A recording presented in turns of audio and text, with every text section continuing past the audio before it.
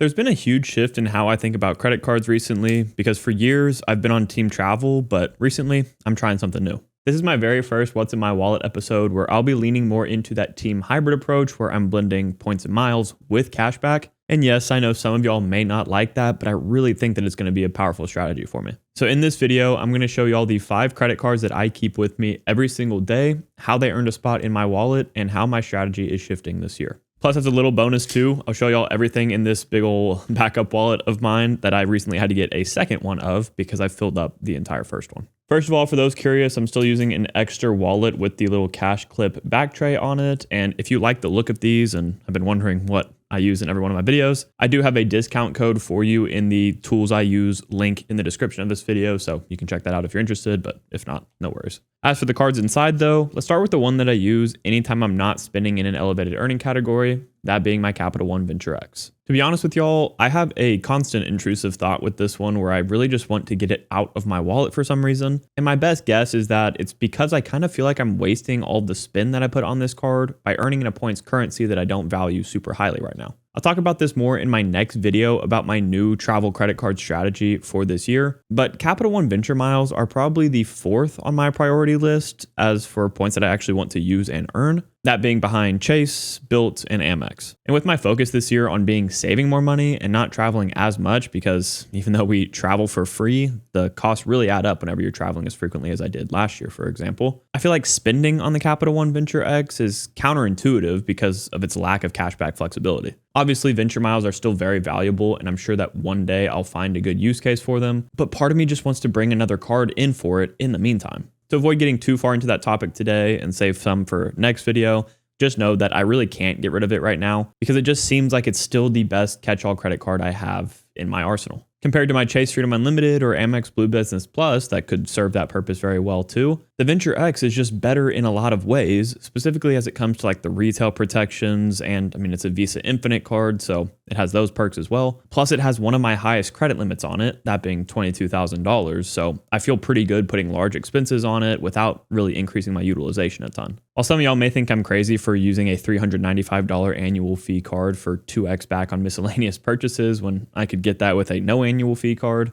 obviously that's not all that the Venture X is used for. And I take advantage of the $300 annual travel credit on it, as well as the 10,000 anniversary miles, both of which just recently got added to my account again, so that's fun. That way I have a net -$5 effective annual fee before even considering the spend. So yeah, even though I kind of just don't really want to continue using this card right now and I'd rather earn in other points currencies instead, it is the card that's going to stay in my wallet for my catch-all this quarter. Part of me really wants to go after a card like the Affinity Cash Rewards card to get 2.5% back on all of my miscellaneous spend, but I don't know. We'll have to see about that.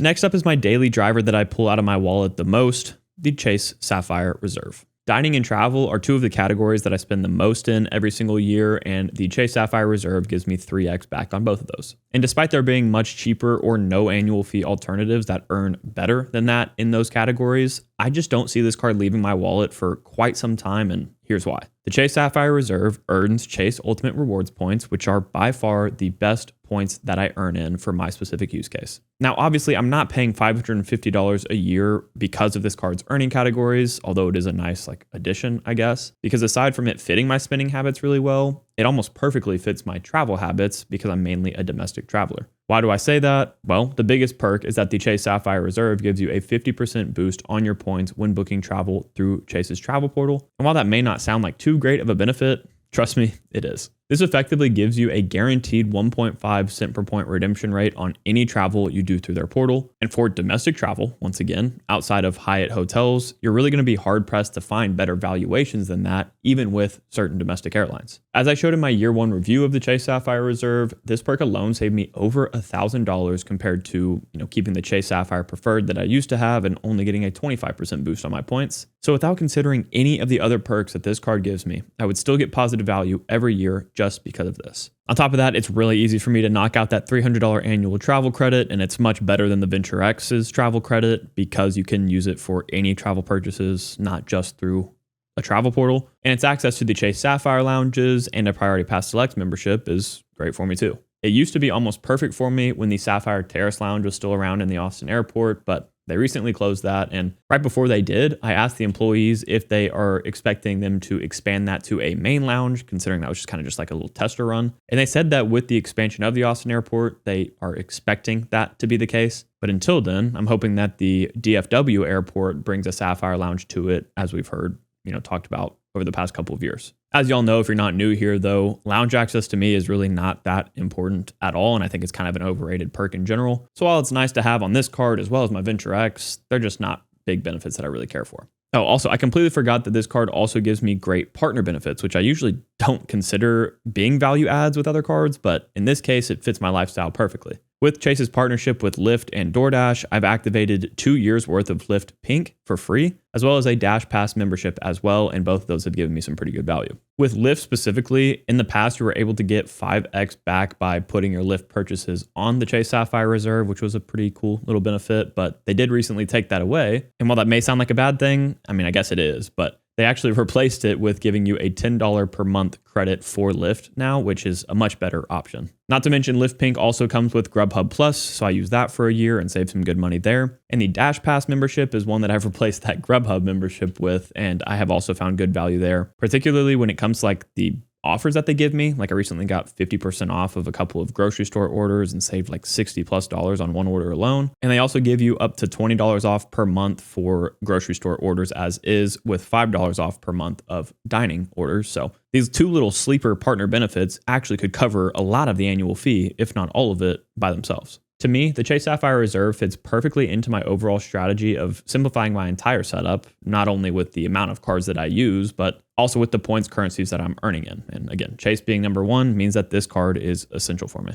Now, speaking of all of these benefits I have to manage on my high annual fee cards, I have a little trick up my sleeve that helps me manage them more efficiently. That, of course, being Max Rewards. Max Rewards is a credit card management app that helps you track very important information about all of your credit cards, no matter what lender they come from, all in one place. While you have plenty of access to a lot of free tools with them, they do have a paid tier called Max Rewards Gold. And one of their features that I found a lot of value in that's very pertinent to this video is the benefits tracker. By navigating to the bottom of the app, you can find the benefits tab. And here you can see the total amount of money you've saved by using certain benefits on your cards and track all of your benefits, whether they're credits, just status and access, insurances, or more. As you can see, I've starred a few of my favorite benefits that I want to make sure that I'm using every year. And by doing so, I'm just ensuring that I get the most amount of value from those high annual fee cards. Some other perks of their gold tier that I like to utilize are going to be the automatic activation of your rotating categories on cards like your Chase Freedom Flex, as well as their automatic offer activation that has saved me more than $100 over the course of using it. And I save a ton of time by not having to go into every lender's app and click the little plus icons by the offers. Max Rewards Gold does all of that in the background.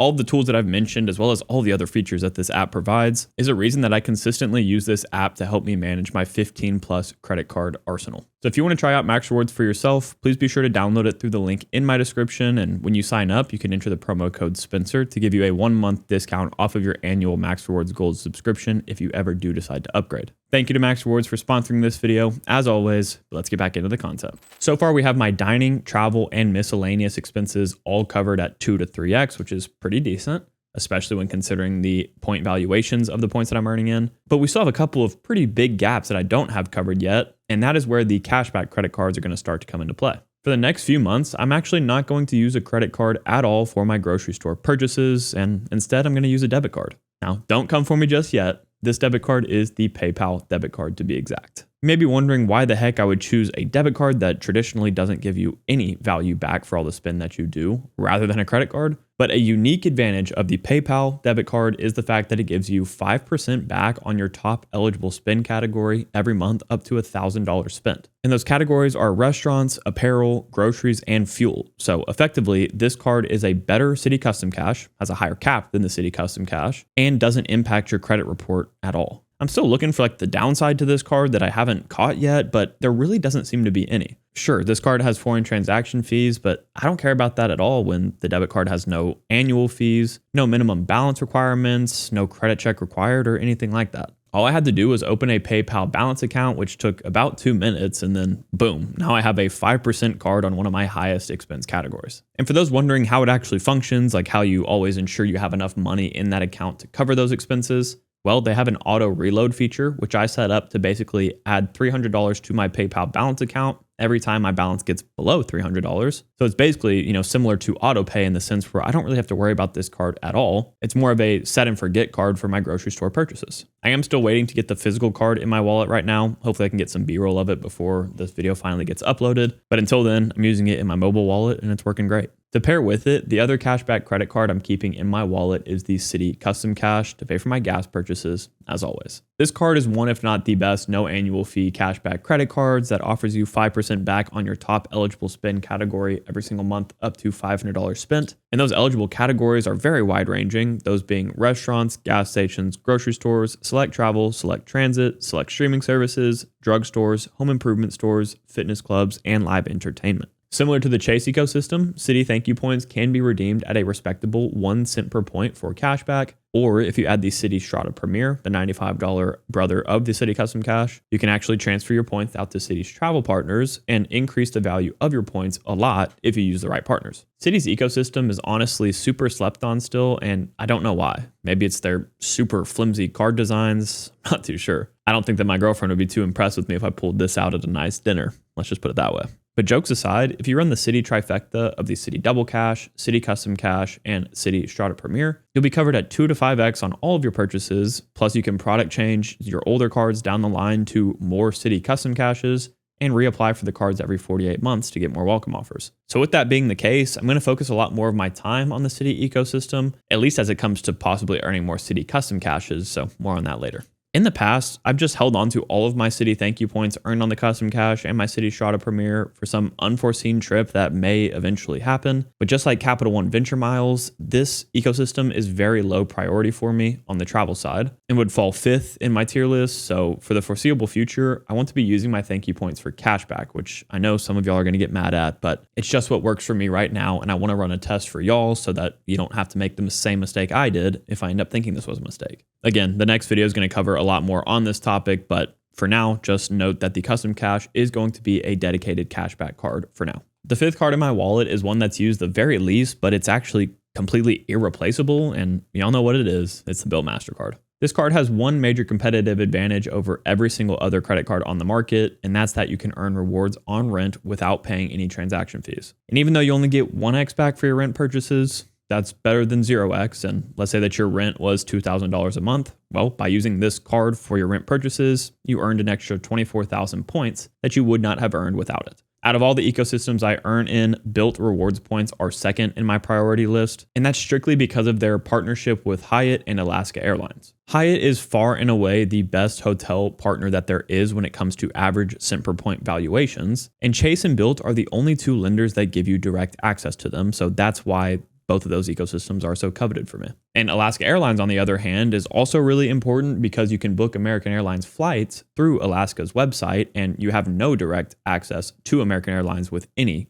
lender right now. Personally, I do prefer to use my Amex membership rewards points, transfer to Hawaiian Airlines, transfer to Alaska Airlines to book those American Airlines flights because I have a surplus of Amex points and I'm always hurting for more Bilt points. But either way, that is a competitive advantage that this card has, so I do like it for that reason. Again, though, this card really rarely gets used, and that's because outside of rent, it has no earning categories that I care about. It's great that you can get 3x back on dining and 2x back on travel with this card, and it directly competes with the Chase Sapphire Preferred and stuff like that. But I have the Chase Sapphire Reserve that covers me at 3x on both of those categories and earns in a points ecosystem that I value higher. So that, on top of the fact that I actually don't always even use this card for rent, means that it's just one that only gets a few transactions a month. I know you may be wondering why I don't use this card for rent, considering I just explained why that's such a powerful thing. But that's because the way I play the credit card game is basically to always be spinning towards a new minimum spending requirement for a welcome offer. And with the amount of cards I have at this point, a lot of the welcome offers I'm going for have really high minimum spend requirements, some of which actually require a little bit of extra spend than my normal spend, which is what I use my rent purchases to cover. Yes, I'm hit with a 3% transaction fee for doing that, but if I'm earning 30% return on spend for that offer, I'd much rather take that 3% hit than not earn the offer at all.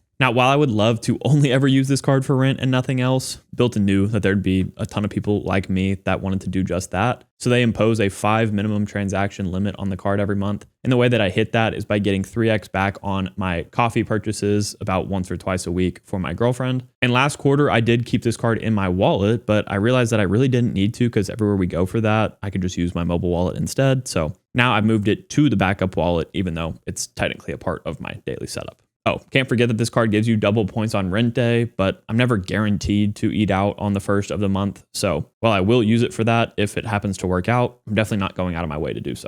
Now, looking at the 5 cards in my daily wallet, I'm paying a total of $940 in annual fees, all carried by my VentureX and Chase Sapphire Reserve, and have my daily expenses covered at 2 to 5x in points currencies that I value very highly, so there's not much more I could really ask for. But as y'all know, those 5 credit cards are only about a quarter of the amount of total cards that I have in my setup, so how do I justify those? Well, let's bring out backup wallet number 2, which for those curious, I got from a link in RJ Financial's video descriptions. Shout out to you, RJ. And we'll go ahead and start with the cards on the left side for me, since those are the personal ones and I have it separated like that. So first up is the OG Chase Freedom card. This is effectively the Chase Freedom Flex in the sense that you get 5x back on rotating quarterly categories, but that's all you really get on this card. You don't get the other stuff. And last quarter, I maxed out the 5% categories on grocery store purchases, but this quarter it's back in my backup wallet because it's only going to be used for Amazon. Then we have the Chase Freedom Unlimited, and this is the one that I'm constantly debating replacing my VentureX with in my daily wallet because I do want to earn more Chase points if I can.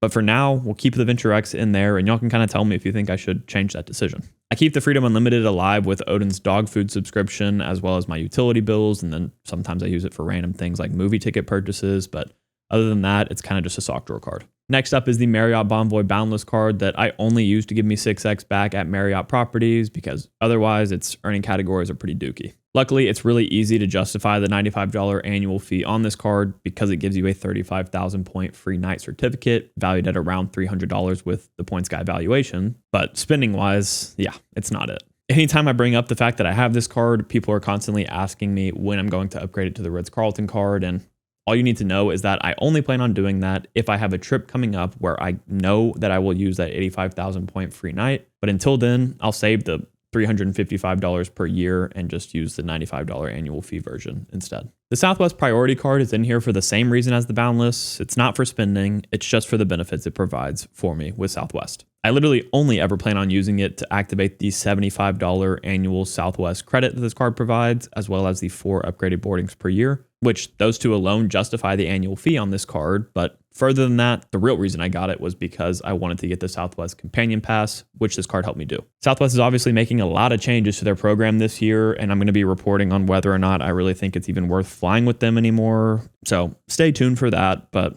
for now, definitely going to try to use that Companion Pass for all it's worth. Getting away from the Chase cards for a second, we have a card I mentioned earlier, the Citi Strata Premier. I used to use this one for 3x back on grocery store purchases, but now that I have that PayPal debit card that I'm using instead, this card really isn't doing a single thing for me other than giving me access to Citi's transfer partners. Like I said earlier though, if I'm not wanting to use my Citi points with their transfer partners, it could make sense for me to actually product change this to another Citi custom cash and increase my cashback earning rate across the board. So maybe I should do that and save the $95 per year that this card costs me. I just don't know if I'll end up regretting not having access to their partners, but again, I'll make the mistakes in my journey and document it so you don't have to do the same. And my 1-year review of this card is coming up in the next month or two, so we'll see what I decide then. Switching over to the business side now, let's start with my Amex cards. And I know I've become known as like the Amex hater, which really isn't actually the case, but I'll take that title, I guess. And even if I did really hate them, that doesn't mean I wouldn't want to take money out of their pockets by using a couple of cards that fit my needs very well. And the first of those is the Amex Amazon Prime business card. There's really not much to say about this one other than the fact that it gives me 5% back on all of my Amazon purchases, just like the Prime Visa with Chase, except it's a business card, so it didn't impact my personal credit report at all. And I got it with no hard inquiry because I was an existing Amex customer, so it's more of just like a ghost card to my personal report while giving me the same perks that the Prime Visa does for the most part. Pro tip here for either of the Amazon cards, I would recommend that you do not redeem your points directly in Amazon and instead use them for a statement credit or redeem directly to your bank account, because by using your points directly with Amazon, you're decreasing the dollar amount that you spend with them, which means that you're earning less points than you could have than just, purchasing it for full price and then reimbursing yourself after. And while that might not change your rewards a ton in a given year, it's worth knowing. The only other Amex credit card I have in my entire setup right now is the Amex Blue Business Plus, and this one will likely never leave my setup. One, because it's my oldest business credit card and it has my highest limit out of any card, that being $28,300, but also because it's one of the only no annual fee Amex cards that can keep your membership reward point balance alive if you closed all of your other ones. And I have closed all of my other MR point earning cards, that being the Amex Gold and Business Gold. So this is the one that keeps everything alive and allows me to access their partners still, and that's why it'll stay here forever. It's also one that I use quite frequently because of that high limit and the fact that it gives me 2x on all of my business purchases. So yeah, can't complain about that one. Back to the Chase side once again now, I do have the Chase Ink trifecta officially, and the card out of that trifecta that gets the most used is the Chase Ink Unlimited card. This is a really simple, no annual fee card that gives you 1.5x on all of your purchases. So I use it for random business subscriptions as well as like purchasing Discord Nitro boosts for the server and stuff like that. And as with every Ink card that I have, I got it during an elevated welcome offer period. So I locked in a ton of value with that alone. And now it's just kind of more of a, obviously backup wallet credit card that I don't pull out that much, but still earns me some decent amount of Chase points. The only other no annual fee Chase Ink card is the Chase Ink Cash, and that is one that I really don't use at all anymore. And to some, I'm kind of dumb for that because you could technically get 5x back on like every one of your purchases with this card. But personally, the way that I play the game, I'm usually earning 15 to 30% back on all of my spend because of welcome offers. So I couldn't really be bothered to do that. And also I feel like it's kind of risky to like do the whole office supply store gift card strategy while I value my Chase relationship so much and don't want to have my accounts blacklisted or anything. So that's why it's just staying alive with one of my YouTube membership payments for Stan or Luke or one of the other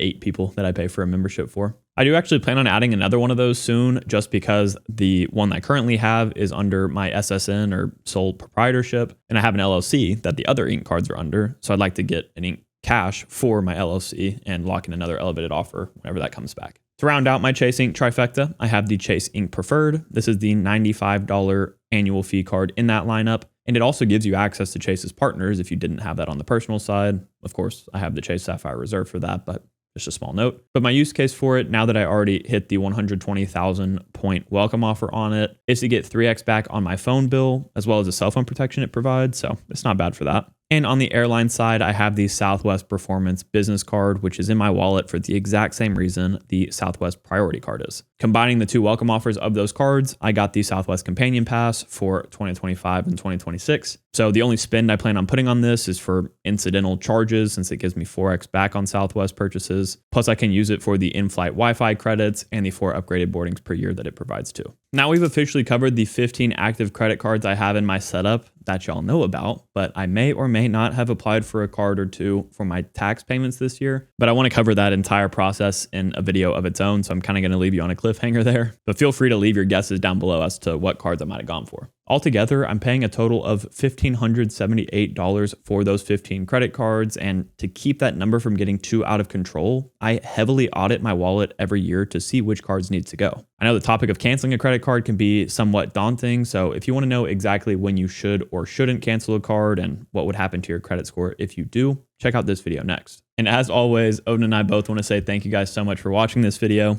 If you did enjoy it, please consider leaving a like and subscribing, and we'll catch you guys next time.